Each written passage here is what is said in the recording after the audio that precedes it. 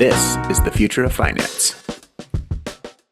Hi, everyone. Welcome to the Future of Finance podcast. I'm Georges Dyer, and today I am joined by Tim Dunn, co-founder and chief investment officer at Terra Alpha Investments, which operates an actively managed global public equity strategy using a hybrid quantitative-qualitative investment process. Before starting Terra Alpha 10 years ago, Tim worked at Capital Group, one of the largest active investment management firms in the world, where he managed more than $26 billion in client assets.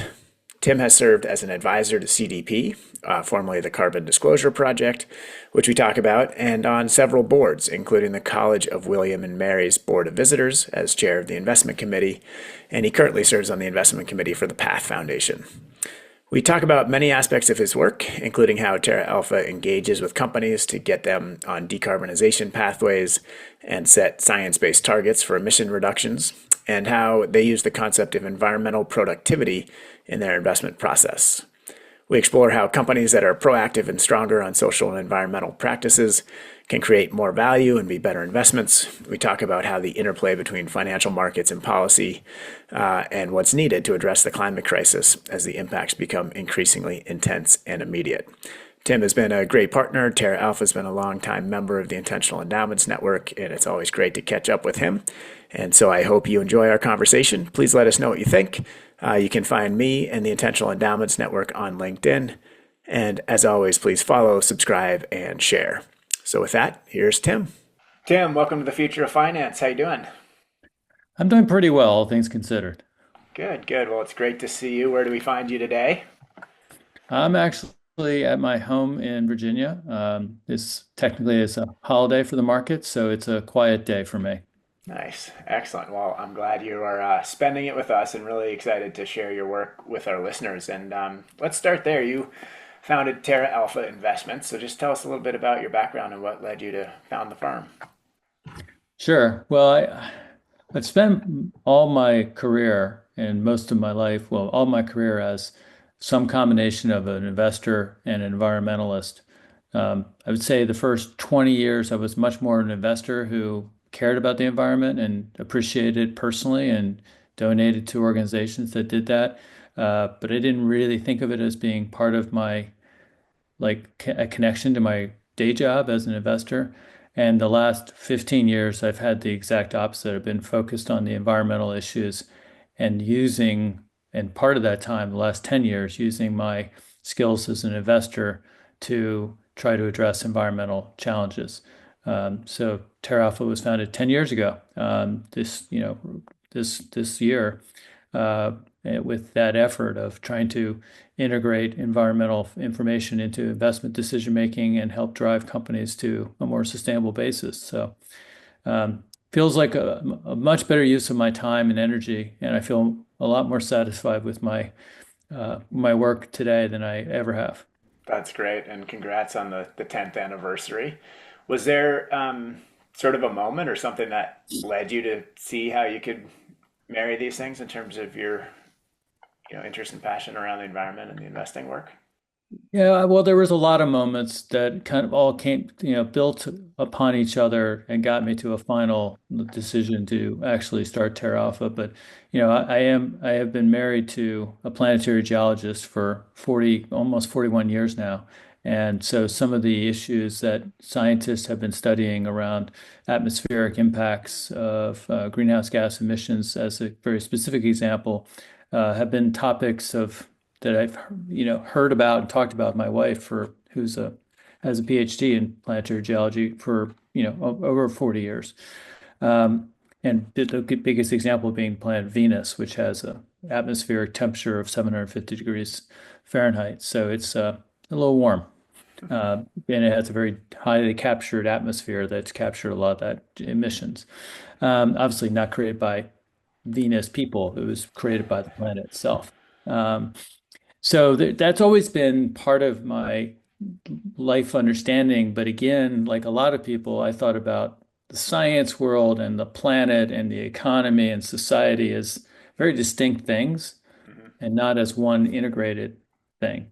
Um, Probably then, jumping ahead to the early 2000s, I was at a conference and had the opportunity to hear Al Gore present to a small group of us with a slide deck on Inconvenient Truth before the movie was a thing. Yeah, his original And slide deck tour. yeah, and it was kind of like mind altering because it really forced me to recognize the interconnection between the capital markets, economy, and our planet, and the impact that has on society. And the risks that he saw that coming that I think many of us understood, but just didn't really want to accept. Yeah. And then I worked internally at the firm I used to work at, Capital Research, around the issue of how do we better understand these implications and how that might affect our investing and put our clients' money at risk. Um, that didn't lead to the outcomes I was hoping because it was a very at the time there just wasn't the kind of structural information sets and data that a big institutional investor would need to really consider these factors other than just talking to some scientists and trying to kind of think about it, which isn't the worst thing to do. So I ended up leaving Capital because I just didn't want to keep investing without considering what the implications of the environment and society were. It felt a bit hollow. Hmm. And I spent a number of years working with environmental organizations, including the Carbon Disclosure Project, where I realized that this information was becoming increasingly available and and therefore it could be considered by institutional investors, but they were generally unaware of the issue and of the information sets. So that kind of got me to a final aha moment where I was sitting talking with a friend who works in the environmental space, and I was kind of doing maybe a little belly aching about how investors weren't getting it right because they weren't considering these factors. And he looked at me and was basically like, okay, that's great, Tim, but what are you going to do about it?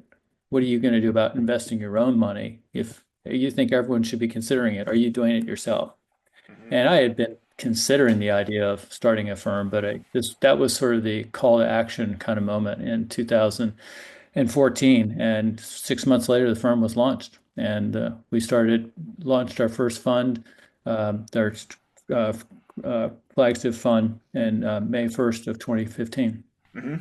Wow, very cool. Well, I want to dive into that, but I just, I love your point about how these, society, the economy, investing, and the science are all interconnected. I think that's something that's lost, and it's been great with this podcast because we've had a lot of these conversations trend towards sort of that bigger theory around ecological economics or just how we go about meeting our needs within the constraints of this planet that we're on, and all the unique things that it has to support life. So, and I think in the day to day of working with investors and endowments and sort of looking at the environmental and social factors, how they relate to the investment process, sometimes that bigger picture can get lost. And I think it really is at the heart of, you know, the thesis behind a lot of these approaches. So tell us about your approach when you founded Terra Alpha. What is sort of the guiding principles? And I know you all focus on environmental productivity. So maybe tell us a little bit about what that means and how it shows up in your process. Yeah. So if you go back to the first principles that we were just talking about, that these systems are all interconnected, um, that means that as an investor, if you are not considering those factors, you're introducing risk and missing out on opportunity connected to those issues because they are the things that are affecting the real world.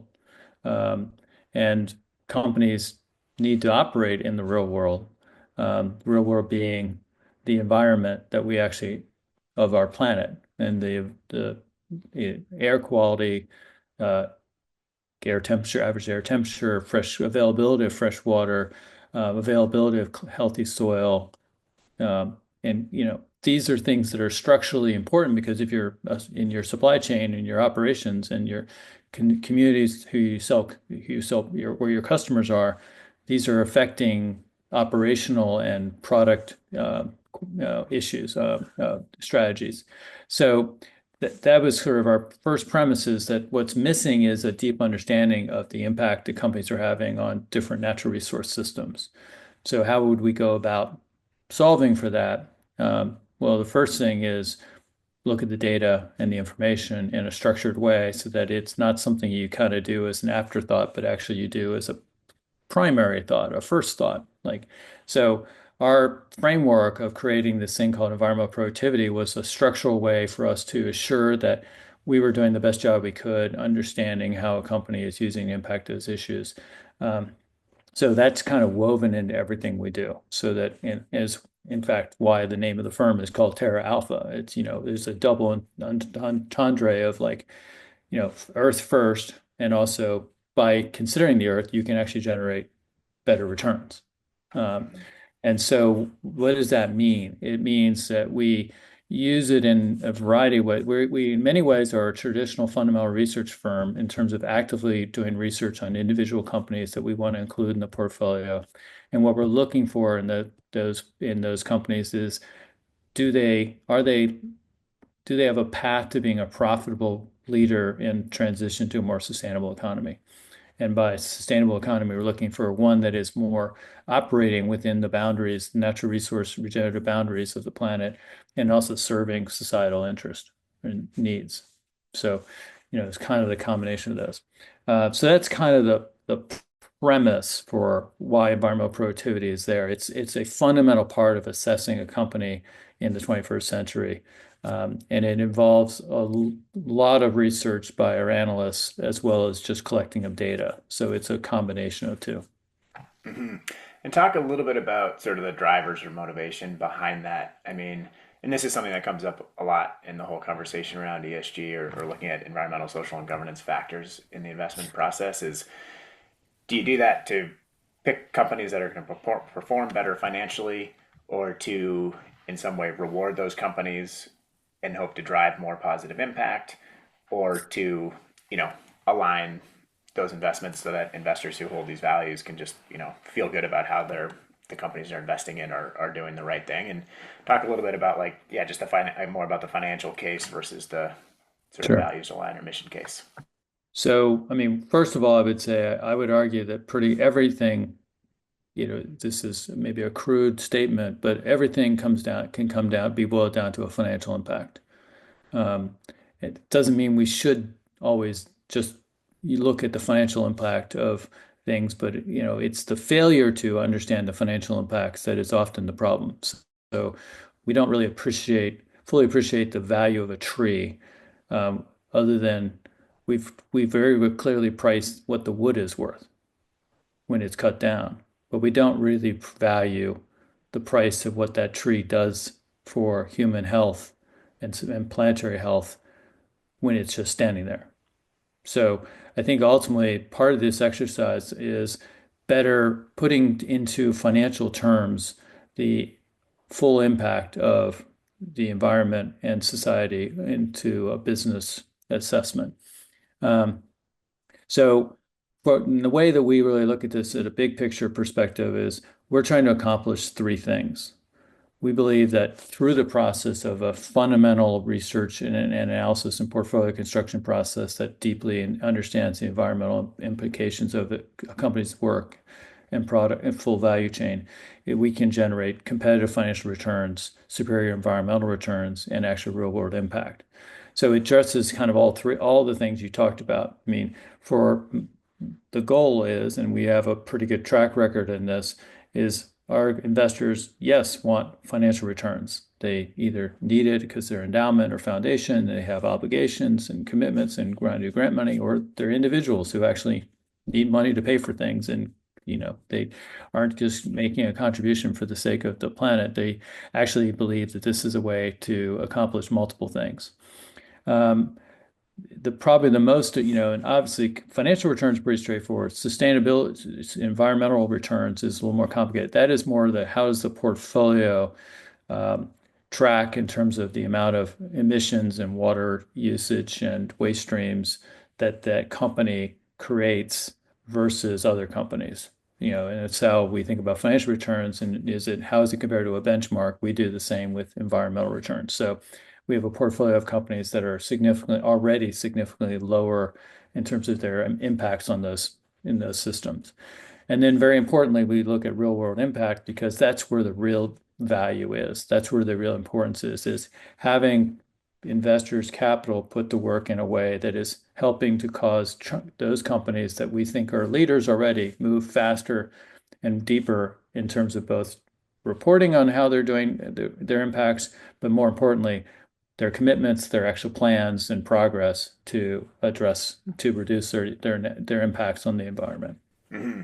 And talk a little bit about how you engage with companies because we hear this a lot too. If in public markets, people are buying and selling shares, and sort of on some level, if there's more demand for those shares, the stock price goes up, and companies can I guess borrow against that, and sort of that can help them. But it's really the engagement, right, that can help drive and support these companies towards better performance. Yeah, and I think we can certainly understand. I can understand the theory that by investing, we are we're lowering the cost of capital for companies that are doing the right thing, and that's true in a very in some way. On a marginal way. But Yeah. in practice, we're managing about 200 million in client investor money. You know, when I was at Capital, I was managing 26 billion, and I wasn't that wasn't enough to drive companies to change. There's a lot of other investors out there. So we were realistic about this. Having said that, let me talk about how we started out and how we've evolved in terms of how we engage with companies. And it started out 10 years ago where literally we sent a letter, to every CEO of the companies we invested in on day one, like a printed letter in an envelope to the CEO of 107 companies, and just letting them know that here we are. We had, a team of people who came from places like Ned Davis Research and Capital Research, and one of our advisors was from Fidelity, and someone else from Oppenheimer. But we had deep understanding of environmental issues, and we're investing in them because we saw them as a strong business that is also leading the effort to address these issues, and we could see that in their operations and some of their data. Didn't expect any answers, didn't ask for a response, and we got 10% of the companies, the CEOs actually responded, like with individualized letters, some multiple pages. And they were clearly like, someone noticed. They were really satisfied. Someone was actually sending them a thank you letter effectively Hmm. for their work they're doing, as opposed to what they're usually used to getting from most investors is all the things they're doing wrong, Right. and environmentalists too. Hmm. So that was a really interesting introduction just to we thought was like we have a better way of talking to companies, coming at it from a credible perspective and trying to amplify what they're trying to do, but also identifying things they could do better. Hmm. So that's been the journey we've been on is as we invest in companies today, we're already engaging with the companies. And I will say 50% of the companies responded in some way. Hmm. It was just in 10% was the actual CEO, others was the head of sustainability or investor relations, et cetera. Hmm. Today, before we even invest in companies, we were already engaging with them on questions about the current state of their work on as a fundamental business, but also in terms of their work on sustainability. We still send that letter to the CEO when we first invest. We continue to engage with the companies. We develop customized analysis of each company as part of our initial research, where they're doing a good job on issues and where they could be doing better, where they are lagging, where they need to improve. And in the introduction letter, in addition to thanking them for all the good things we do, we mention a few things that would be improvements they could work on. Hmm. And that dialogue continues as we invest. And we've been investors. We tend to have like a 5 year time or longer time horizon of owning the shares.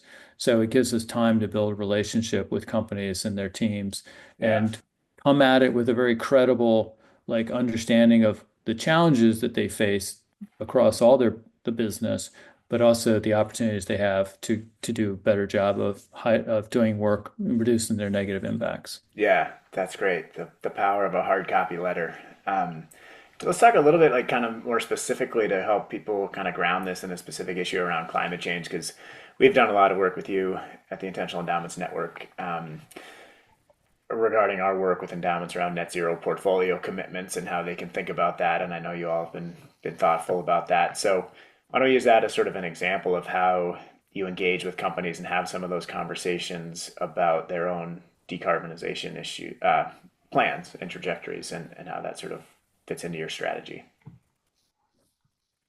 So I think, well, from the very beginning of the firm 10 years ago, um, carbon emissions and greenhouse gas emissions and the climate change were a core part of our focus. And looking at it from a global perspective, what role do companies have in addressing that challenge? They have a big one. They even, everyone has a role in it. So we're all creating emissions, but the companies are ones that I think everyone agree on is had helped drive us towards a higher fossil fuel intensity economy and can take responsibility and help us drive us to a lower carbon intensive society. So, one of the first things, and as a quantitative assessment of our environmental productivity, day one was we required that any company we were going to invest in was at least disclosing scope 1 and 2 greenhouse gas emissions. So that was like a requirement to even be in our data set. It wasn't exclusionary, it was inclusionary. It was saying if you don't have this basic information, you're not reporting it, you're leaving your investors in the dark in Hmm. terms of risks and opportunities around that issue. This is before Science-Based Targets Initiative even existed. Hmm. Um, but we knew that we were in Carbon Disclosure Project was for already kind of creating that data set. So it wasn't like we came up with the idea, but we were like, this is a critical part of it. Yeah, I Um, wanted to just touch on that because you mentioned Carbon Disclosure Project before, or now known as CDP. Just for people who aren't familiar, maybe just tell a little bit about that nonprofit's work and how it drove some of this reporting by companies.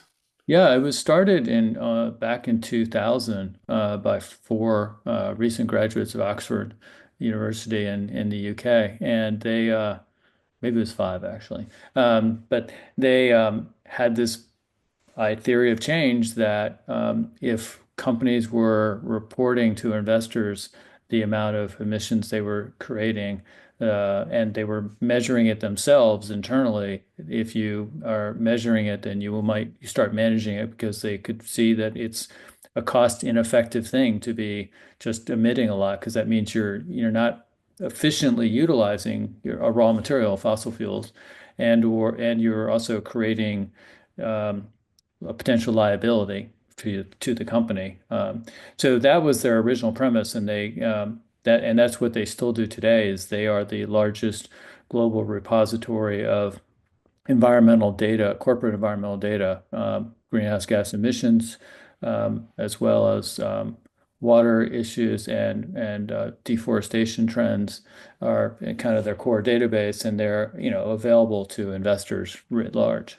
Hmm. Yeah, it's a key part that you can't manage what you don't measure, as they say, and I think that voluntary structure helped a lot of companies figure this out, which is now mandatory in a lot of places, and Right. California, the EU, and the SEC has been looking at climate disclosure. So it's been an interesting part of the journey. But sorry, I interrupted. So you were talking about how you started looking at all of this. Yeah, well, there's a couple of interesting things that we were thinking about the whole decarbonization net zero thing, and unfortunately, there's a lot of jargon here, and I think the key point is that there's a broad understanding that one of the greatest, most imperative things we need to do as a society is figure out how to operate our economy on a lower carbon intensity basis. And so the whole thought of lower carbon, decarbonization, or net zero are just different terms that relate to the same idea. And going back to when we launched in 2015, at that time, there were carbon disclosure projects, database of companies that were disclosing, or companies that were disclosing outside of their database. There was about 1,700 companies that were reporting some version of scope 1 and 2 emissions, but it was very early days. A lot of the data was very incomplete. And so it created some real challenges. Today, there's, I think over 5,000 companies disclosing um, scope 1 and 2 and very consistently, very reliably good information. And then a growing number, thousands that are doing scope 3 disclosure, which is still developing. And if you think about 10 years ago, 1,700 companies just doing some rudimentary disclosure of emissions. And today there's over 3,000 companies that have made commitments to keep reducing their greenhouse gas emissions to align with the Paris Agreement of 1.5 degrees Celsius. So, I mean, we've seen significant change in terms of the number of companies, and it frankly has become, rather than it being a inclusionary screening criteria, it's sort of almost a given that companies are doing the disclosure Yeah. work, and it's increasingly almost a given that they're working towards having a science-based target validated and kind of a plan. Mhm. But there's still a lot of work to be done, but it's significant progress has happened over the Yeah. 10. It's a great reminder too of just, as we're in this day in and day out, sometimes we can lose sight, but that's a ton of progress. And I think it's a testament to the role that investors do play in helping companies to take these issues seriously. And so first on the, just measuring and reporting those emissions to investors and the general public. And then you talked a little bit about science-based targets of, setting targets for emission reductions. Maybe just talk a little bit about how that process works, how you engage with companies to set those targets, and how you kind of manage or think about whether they're meeting interim targets or along their goals, and what happens if they're not. Yeah. So where we are in that process right now, I mean, there's where the world is and then where Terra Alpha is. I mean, our role in that process. Um, we are at a point where we're still seeing growing number of companies be committing to science-based targets and then getting validation. And that process is a couple of years in getting to a point where because they'll have a commitment, you have to have certain disclosure kind of levels of disclosure, and then to get validated, you have to have some level of a plan. So what we're seeing is we're kind of at maximum, maybe almost a maximum point of where companies have made these commitments and are getting validated and are starting to implement plans, but we're not at the point where the plans are robust enough and progress is strong enough across the board to drive significant change. So we're starting to see a slowing of the amount of global emissions um, relative to economic growth, but we're not seeing a decline at this point, which is what we Mm-hmm. need to see. And we need Mm-hmm. to see significant decline over the next bunch of years. So what do we do at Terra Alpha on this?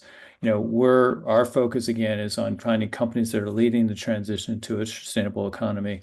And that means we're looking for companies that are further along in that process and trying to have as many companies in the portfolio as possible who are making those commitments and are actually making progress.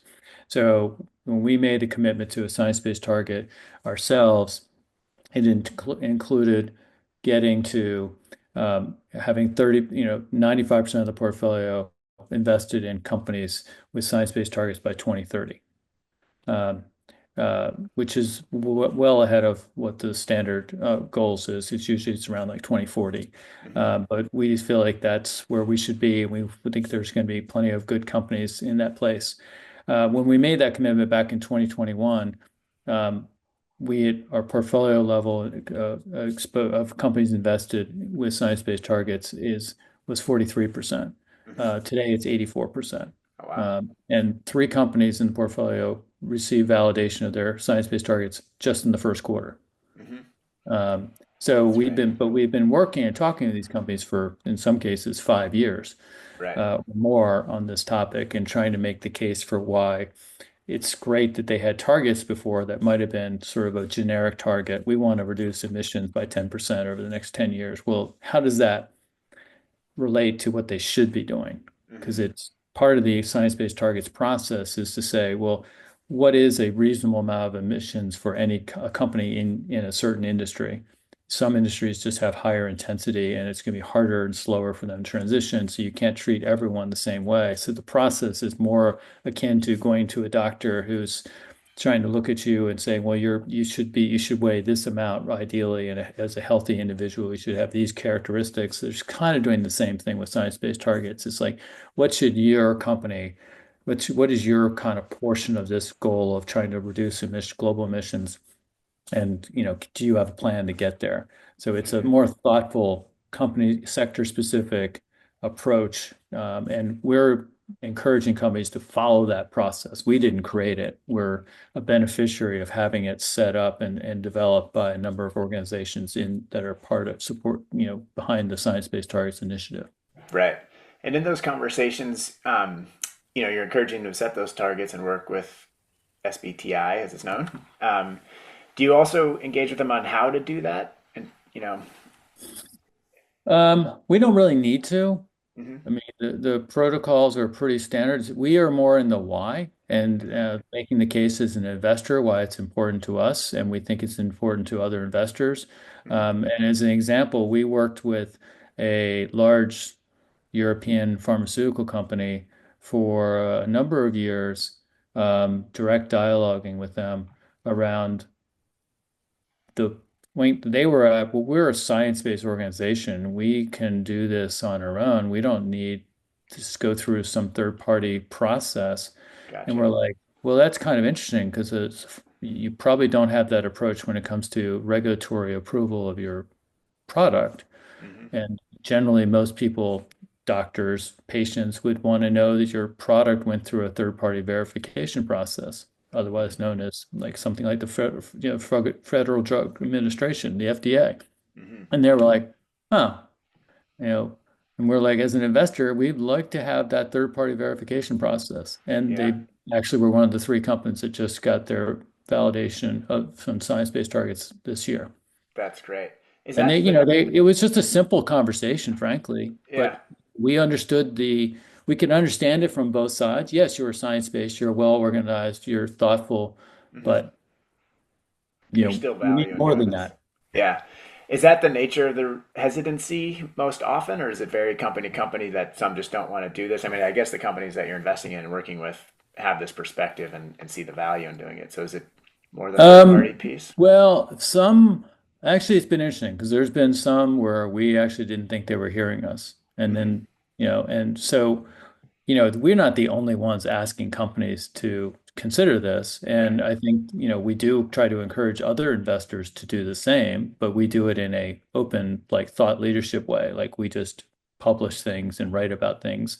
hmm Um, and, I think part of it is also that frankly, companies are increasingly seeing the fact that climate change is affecting their business in ways they didn't really expect. Yeah. And so it's not just because more investors are asking them to do it, but they're seeing it as information that they probably need to understand themselves better and maybe a protocol that will help them actually be more effective at lowering their negative impacts and helping create an economy that they can do better in.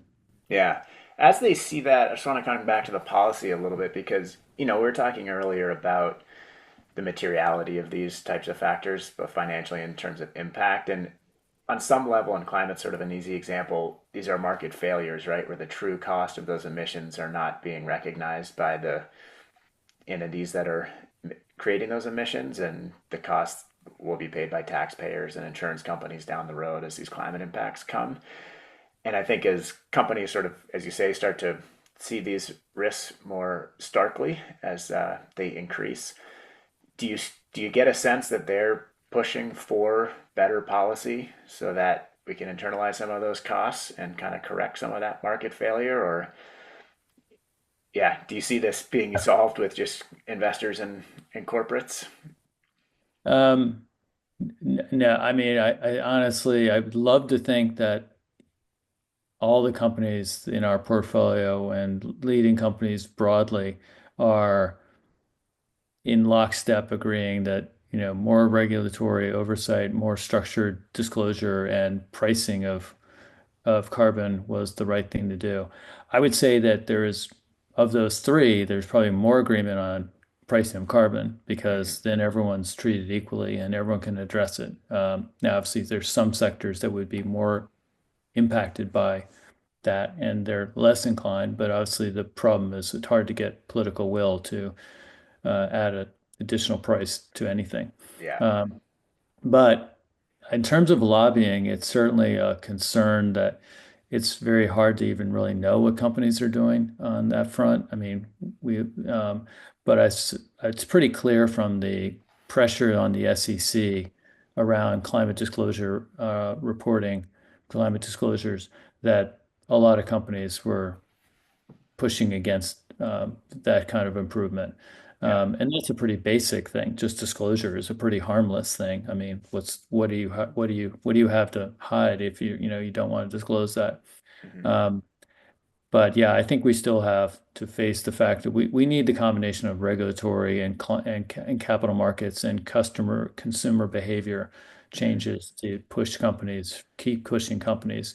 They're getting pressure from all sides now, but in some ways, it would make their life simpler if they didn't have the pressure. And so there is always that pushback to kind of not have more regulation, not have more rules, and not to increase costs for something that, is not directly from their operations, right? I mean, it's a challenging thing to think about who's fully responsible for the cost of things. Hmm. But we know that it's a missing piece of how our integrated economy needs to operate. Yeah. Well, speaking of pushback in the political environment, obviously here in the U.S., we're seeing greater pushback on this space in general and sort of the concept of ESG investing, and a political environment that makes carbon pricing in some of these policies probably unlikely in the short term here. But what are your thoughts on those attacks? Is it impacting your work or how you think about it, and how do you think it will impact the sort of sustainable ESG market over the long term? Do you think it'll help in some ways or hurt? Um, it's hard to know at this point. Right now, it's clearly hurting. There's no way of, I mean, the amount of very well considered attack on organizations, law firms, NGOs, regulatory policies, fiscal spending policies to not just halt the transition towards a more sustainable energy grid and improvement on water quality, et cetera, but it actually in many cases could reverse some of those. So that's very problematic. How companies will respond at this point is harder to tell. We've certainly seen that on things like diversity, equity, and inclusion, it's been sort of a lot of certainly visible reduction in emphasis. But actually, we're seeing in talking to companies, a lot of them are still doing the same work. They just are talking about it differently or not talking about it. Hmm. In terms of environmental impacts, I think it's more challenging because the reality is the environment is affecting these companies more now than ever, uh, in terms of physical risk, but also in terms of liability risk. And Yeah. that's why you're seeing, whether it's an insurance company, an auto company, um, a utility, or even a lot of companies that have, supply chains that reach into the agricultural sector, we're just seeing real impact of climate on the availability of commodities, the financial cost of disasters, liability risk. Climate is affecting businesses more today. 10 years ago, we wrote thought pieces, white papers about these. It was like a few nascent stories about environmental impacts on businesses. Today, it's like the everyday news. Hmm. And so I don't really see companies having the ability to stop doing the work on sustainability. It's kind of become woven into what they do, and we were talking with someone yesterday, and it's sort of the differences. The sustainability teams used to have to hope that someone would pay attention to them in the business. Hmm. And today they're getting asked to help those businesses because of what they're seeing happening in their business. Yeah. So I think we're in a different place, sadly. Right. Um, Yeah, we all would have liked for companies and everyone else to recognize the warning signs 10, 20, 30 years ago. But yeah, sometimes they need to see it and feel it to start taking action. And I hear you on the regulatory environment. I mean, it's madness that we're not only not doing everything we can to address these issues, but, you know, proactively getting in the way of the right, transition. But right. And here just we to are. use one example, most people like chocolate. Hmm. Chocolate's getting a lot more expensive because the cocoa plants are grown in very specific locations and have had some very serious impacts from droughts that are driven by climate change, which is why the price of cocoa beans has more than tripled in the last 2 years. And it's just slowly going to start seeping into, your Yeah. favorite candy bar. Either it's going to be a more expensive candy bar or it's going to have a lot less chocolate in it. It's going to have more caramel and sugar and other things. Yeah. Um, and it's solely driven by climate change. Yeah. The whole idea of climate inflation, I think we need to get more on people's radar because it'll seep into everything. Yeah. Yeah, for sure. So, how about the allocators or the asset owners, the people that invest their capital with you, whether it's individuals or wealthy families or foundations, endowments? How are they seeing these issues? Are you seeing more interest? Are you seeing more awareness from those allocators of capital to this type of thinking? Well, right now, this moment in time, here we are in mid-April 2025. Hmm. Everyone's kind of frozen right now. No one knows really what to do. Yeah, as you and some of your audience will probably know, there's a lot of fear about uh, tax status of nonprofits and Hmm. maybe taxable for endowments and foundations. Um, Not to mention programmatic challenges that may be facing, and then there's the implications of some of the things that people are invested in that were dependent on federal spending that's not happening. In fact, some cases have been withdrawn after the expenditures have been some of the expenses have been taken. Hmm. So I would say, for better or worse, right now, people are kind of like not doing anything different, not withdrawing and not going forward. But there is more awareness that, it's pretty obvious that the policy side and the federal stimulus, effectively stimulus for, environmental improvements is not going to be present in the US for the next several years. And frankly, is being withdrawn in other places too. So, it's that's a pretty hard thing. Now, for the allocators, you know, I think it's also a very challenging time in terms of looking at, then we get into the capital markets and asset classes and where should they have investors put their money. And, that's a different issue. I'd say the biggest challenge is where in those investors, whether it be endowments and foundations or individuals, are more and more aware that their money matters in this Hmm. conversation. Then do they have the allocator that can help direct their money in a way that works for them, both from a financial and an impact perspective? Hmm. So, we are seeing it clearly that people are realizing that some of their investments particularly in sort of index oriented public equities weren't really accomplishing much. Hmm. Um, and they're not really satisfied with the business as usual kind of exposure they have in that. And they're looking for more active approaches to really have impact, deeper impact. Hmm. Um, so that is happening, but in a backdrop of a time where many asset managers are actually withdrawing from their work around impact and quote unquote ESG investing.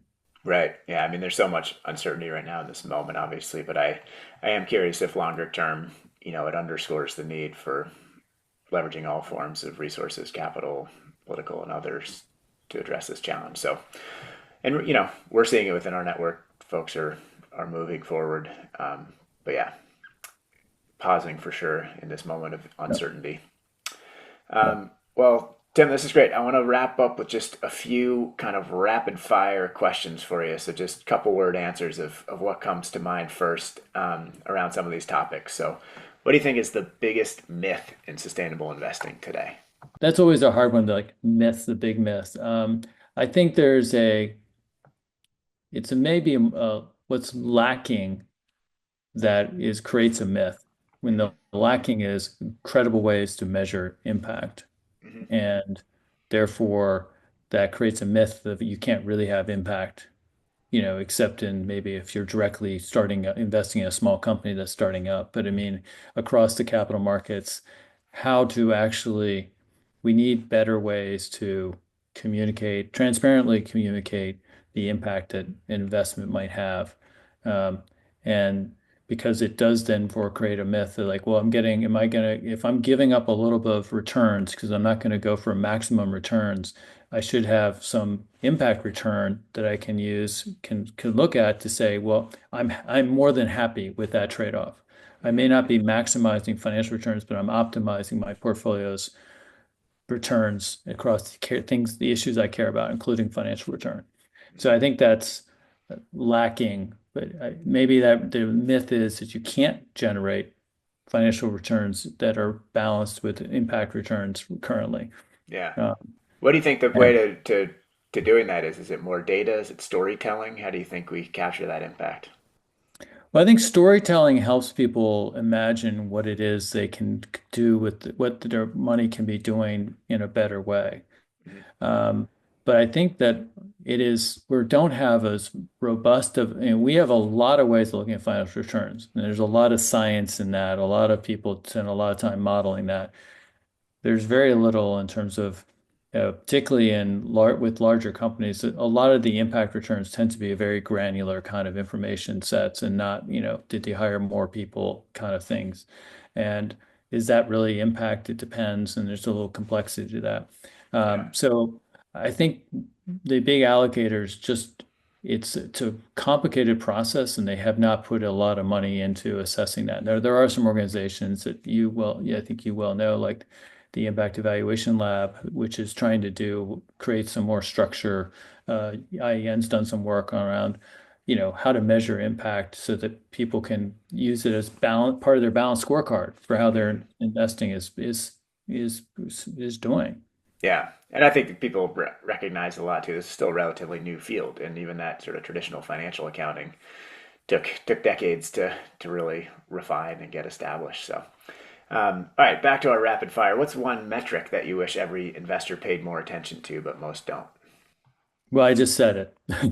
Their impact measurement. Yeah. It's I've sit in a lot of endowment foundation boards and I've been in meetings and you never really see that information. It's very rudimentary. Maybe this asset manager actually says they consider ESG. What does that mean? So understanding the sort of the language, the impact side of it that is what I would think we need to do better portfolio impact analysis, and we need to also consider the fact that are we incentivizing the advisor, whether it's an individual investment advisor or an OCIO advisory firm, are we incentivizing them to actually deliver on the impact side of the premise? And I think the answer is no, we're not. We incentivize them solely on is the financial returns better than the benchmark. Hmm. And Yeah. we can't really expect them to put much energy into measuring impact if there's not going to be any upside for them for having that impact. Yeah. Very true. All right. If you had a magic wand and could change one thing about the financial system, what would that be? Accounting standards. Hmm. We need to price and incorporate into accounting and financial reporting the actual impact on the environment that companies are having. Hmm. Love it. And who's someone either inside or outside of finance that's really inspiring you right now? I just I knew this question was coming, and there's so many incredible people, but I would just say as a class, it's scientists Hmm. because they're doing all the work. They're telling us the reality of the world, and yet they're being maligned for being open and transparent and telling us what they think and criticized. And I just admire anyone who's out there just doing the work on the ground and then trying to communicate it so we can make better decisions. Yeah, I love it. So true. I mean, even when we don't want to hear the truth, we need to, and they're they're helping us see it. So, all right, here's a foggy one. What advice would you give to your 25-year old self just starting out? Well, I do get asked a lot by 25-year-olds, like who want to be in sustainability, what job they should have. And Yeah. I'm always like, any job you have today and in the future is going to require you to have an understanding about sustainability and a sustainable environment, sustainable economy. So make sure you do understand that. Take those science classes just to be prepared, and then be prepared to speak up about issues that are whatever role you have, whether you're a lawyer or a doctor or these issues are going to, or as a business person, they're going to be affecting your day-to-day job and your day-to-day life. So, don't feel like you need a job that says sustainability at the front of it. Just put sustainability in everything you're doing. Love it. All right, we talked a little bit about this, but just kind of what's your take if you had to pick one? What's more important in the next decade, policy change or capital markets on these issues? Well, they're both essential. Obviously, the next couple of years, it's going to be the capital markets because we're not going to have the policy side. Now, we can't ignore the policy because some of the things that are happening, particularly in Washington right now, have deep implications, and I think people are not don't. There's so many things going on that no people aren't really able to focus on it, or it's not even getting into their local news feed. Hmm. So, we can't ignore the policy side because we need to, what we're in right now, if you step back, we're in a period of protecting the improvements that we've made, keeping with progress, and frankly, we have to be thinking more about adaptation than ever before. Hmm. Um, because we're going to be in a lot less good of a place in 2 or 3 years than we hoped we'd be.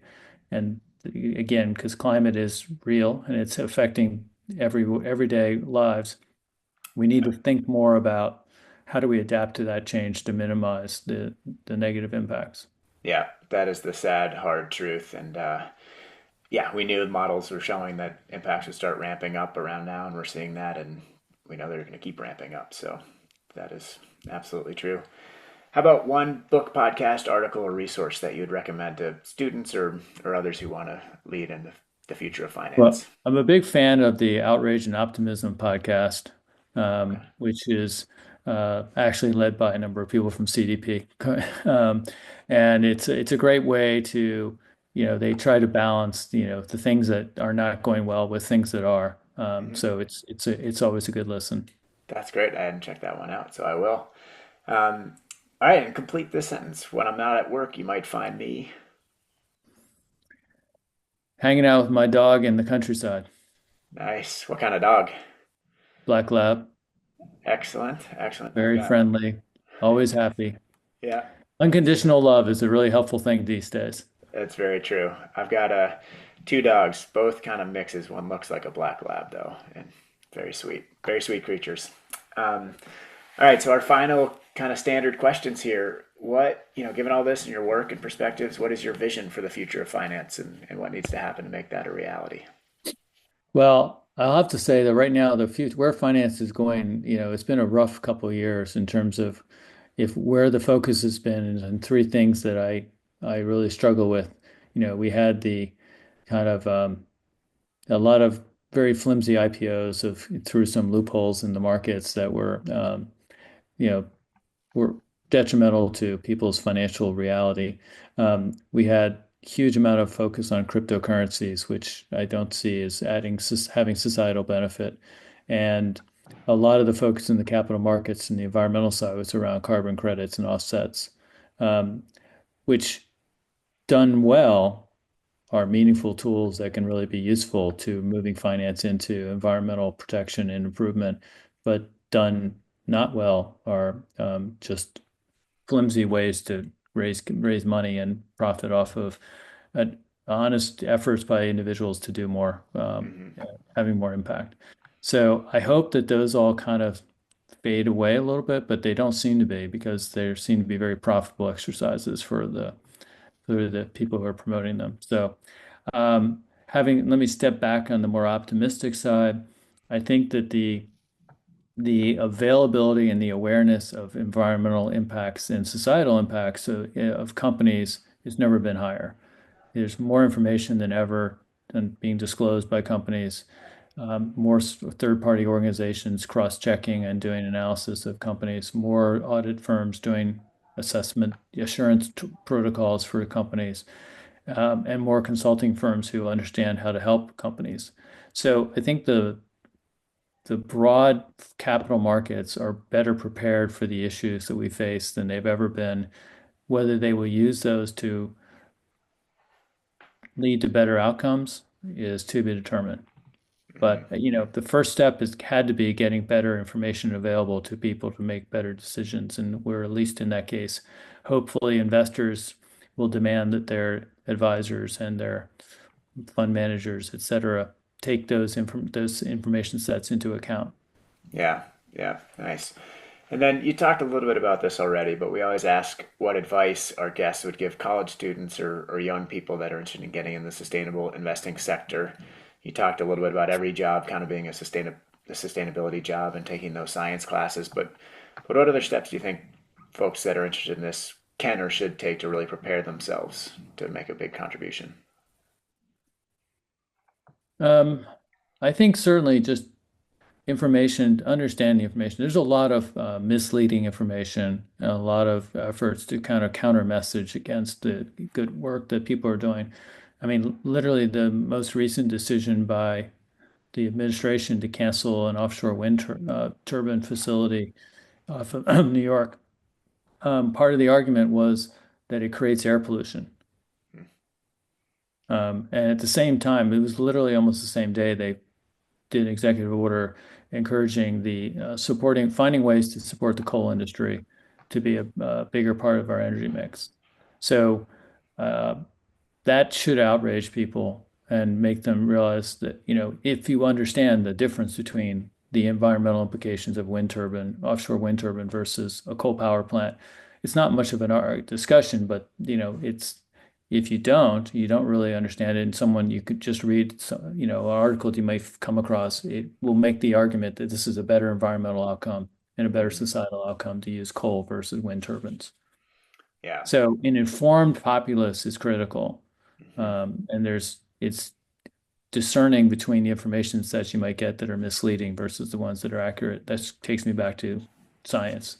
Yeah, it's a great point. I mean, we can never underestimate the power of propaganda, and there's very powerful industries and interests at play in shaping those messages and distorting those messages. And yeah, we've got to come back to the science. So, Tim, I appreciate your time. Thank you so much for joining me. Thanks for all you're doing, and I hope we can connect again soon.